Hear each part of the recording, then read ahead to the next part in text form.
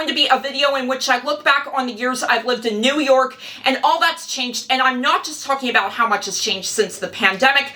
I mean overall, when I first moved in 2014 up until today.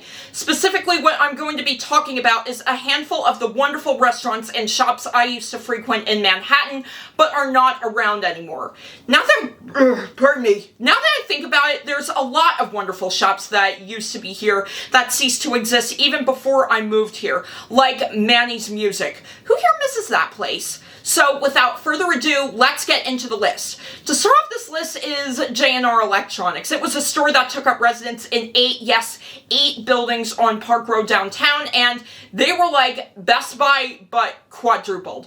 They sold photo and video cameras, albums, computers, music instruments. In fact, I actually bought a guitar from there once.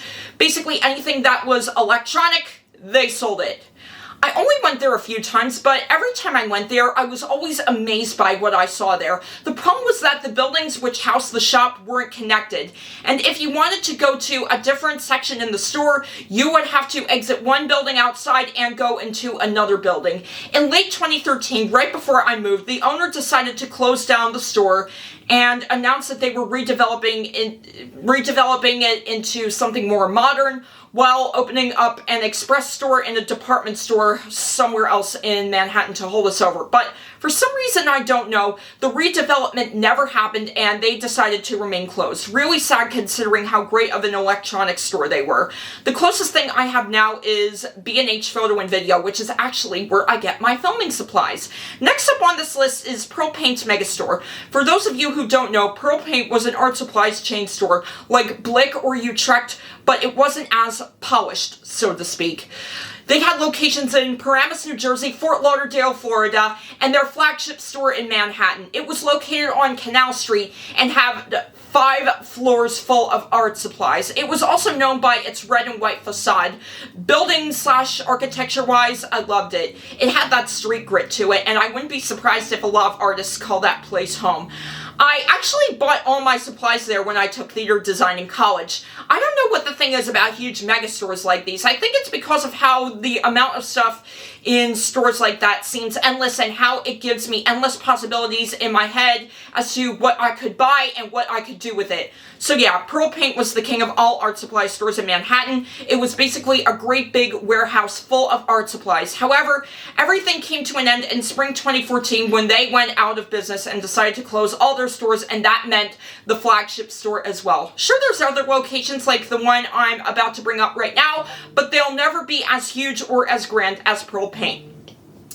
Then we have Lee's Art Shop. Lee's Art Shop was an independent art supply store that was located on 57th Street. The one thing about this art supply store was because it was closest to where I lived and therefore super convenient, or rather it would have been. Another thing I loved about it was how it was an independent, non-chain business, and they're always in need of support with everyone and everything relying on chains these days. In 2016, I was actually heading to a friend's play on a bus when I passed by that store and noticed its going out of business signs, and my heart just sank. It was an independent shop that had been there for 60 years, and now it was going kaput. And this was right before we got the wonderful rerouted Q train and the 2nd Avenue subway, which would have given me much easier access to the place so I wouldn't have to keep going downtown to buy art supplies. But alas, the store is now no more, and I now have to trek all the way downtown. By the way, if you'd like me to start making some art videos, let me know in the comments section below. Now we have Venture. Venture was like the wonderful paper chase, but without the fun designs. Now, of course, appearances aren't everything, conveniences, and the store had a lot of high-quality stationery and art supplies. The notebooks they sold there, as well as their pens and pencils, were of good quality, and as I said before, they also sold art supplies here and there, like the famous Faber-Castell. I hope I'm pronouncing their name right. And believe it or not, they also sold luggage and briefcases there. I can't pinpoint exactly when they closed down, but I remember I tried to go there one day and they were completely gone. To this day, I'm still trying to find a good notebook store nearby me to help fill the void, since Staples just isn't doing it for me. Now I'll talk about the cute bistro known as Sugar and Plum on the Upper West Side. I know there's a lot of controversy surrounding that place, but I love that shop. It was a sweet shop that doubled as a bistro. It was also so aesthetically pleasing. I went there for a meal several times, and I also love the candy crepes and milkshakes they served there. However, behind the scenes, they actually weren't running their business the right way. I remember one day I was scrolling through Facebook when I noticed a post that announced that they were closing down. Now, I was devastated and shocked over this announcement, but I think it was several months later, I looked into what exactly happened with them. Apparently, a few weeks prior to their permanent closing, they actually got shut down by health inspection for 52 violation points. There's actually an article by Westside Rag that explains it more in detail, but I remember reading that article and going, wow, this explains everything. I'll give the link to it in the description below. And now for Babette's Feast. Babette's Feast was a cute little shop that sold all kinds of frozen meals. It saved you the hassle of cooking, and they had such a wide range of choices to choose from. They had an Upper East Side location and an Upper West Side location. However, the Upper East Side location came and went. It was only there for about a year. I believe they opened in 2018 and closed a year later. And meanwhile, the Upper West Side location opened in 2017 and closed in November in 2019. This is a loss that I'm not too saddened over because I'm now a HelloFresh user, and who needs frozen meals when you have fresh meal kits? Now for Big Daddies NYC. Big Daddies was a diner that was full of creativity with all that they served, and also had a really fun appearance. It had the style of a 1950s diner, and its walls were decorated with all sorts of retro decor, 50s, 60s, 70s, 80s, even 90s memorabilia. Now, as we all know, appearances aren't everything, but I also really like the meals they served there. I remember they were especially creative with their milkshakes and their pancakes. I remember one of their highlights was their red velvet pancakes. Go Google their menus right now and you'll definitely agree with me on all of this. Big Daddies had locations in the Upper East Side, Upper West Side, and downtown. However, a few years ago, they shuttered their Upper East Side location due to all the construction that was going on outside said location at the time, and soon their Upper West Side location shuttered, and recently their downtown location finally vanished, and that was it. On their website, they say something along the lines of, it's not goodbye, it's see you soon, so we'll wait and see how that goes. Then there's Book Culture on the Upper West Side. As much as I love Barnes & Noble, I do love me an independent bookshop, and Book Culture was one of them. From what I heard, there's another Book Culture location further uptown, but this one was less of a commute for me. It wasn't as big as Barnes & Noble or Strand, but it was big enough to have a really nice selection when I want to have a more humble experience shopping for books. They shut down right before the pandemic hit and were visited and locked up by the owners of the building due to them being behind with their payments, which is understandable, but still sad that they had to close down. Finally, we have Samovar Chick on the Lower East Side. Now, before I really get into this one, I need to give a bit of a backstory. In 2017, a humble little musical known as Natasha Pierre and the Great Comet of 1812 opened on Broadway. Maybe you've heard of it?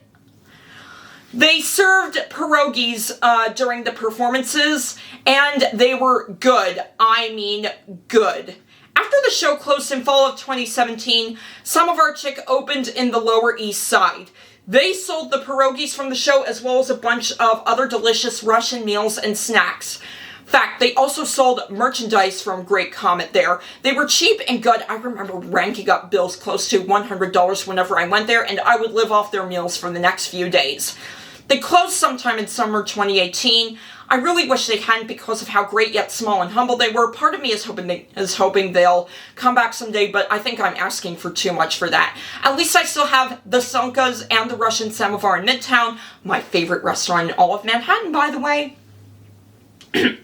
Now, here are two honorable mentions. The first is a spot where I never shopped, yet I do still feel sad about them closing down, and I wish I had shopped there while they were still around. Glacier's Bake Shop, hoping I'm pronouncing that right, is an old bake shop that I lived near that was famous for making the black and white cookie. They had been in business since the 1900s and were basically a staple of the neighborhood. I never bought anything there myself since they were a cash-only business, and I almost never have cash on me these days, but I loved how they were a bakery in the area that wasn't a chain. They closed down in 2019, which is really sad, especially when I think about how long they've been around and how much they were loved by the neighborhood and were basically a staple of the Upper East Side. The second is a place that didn't close down but got rid of everything I loved about them. Dtut is a bar that was once a coffee shop by day, bar by night. It was my favorite go-to spot in the neighborhood for a coffee that wasn't Starbucks. Their hot chocolate was top-notch, and they had so many flavors, it was a joke. My personal favorites were hazelnut and peppermint, not to mention they also sold pumpkin spice year-round.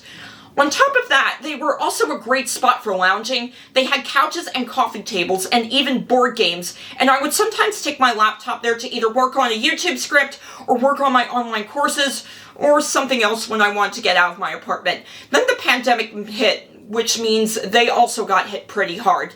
In 2021, they opened on... in 2021, they reopened on and off, but they were wary about the CDC guidelines and whether or not they were following them, and it got to the point where they decided that they didn't want to risk things anymore, so they made the choice to become a full-time bar and not a coffee shop anymore, and if that wasn't bad enough, they got rid of all their lounge aspects, including the couches and coffee tables. So yeah, they got rid of everything that made them great, and I won't be going there anytime soon. Part of me understands why they did that, yet part of me is also kind of wishing they'll go back to serving coffee similar to my Hopes on Somewhere chick, but once again, I'm reaching for too much by hoping that. I did this in one take, and my throat is now extremely dry.